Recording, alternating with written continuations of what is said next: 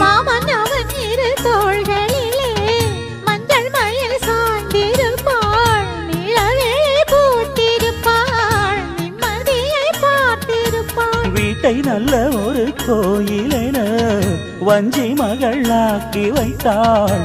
கோயில் மணி தீபம் என்று பிள்ளையொன்று ஈன்றெடுத்தாள். மலையாளின் சுமையாவும் தாங்கிடுவாள். அவள் கணநேரம் பிரிந்தாலும் ஏங்கிடுவாள். உப்பு கல்லை வைரமாய் செப்பு சிலை மாற்றினாள். நாளெல்லாம் சொர்க்கமே நேரில் வந்து இங்கு தோன்றும். வேறு என்ன இன்னும் வேண்டும்? அழகான மஞ்சப்புறா அதன் கூட மாடப்புறா, பிரியாத ஜோடிப்புறா.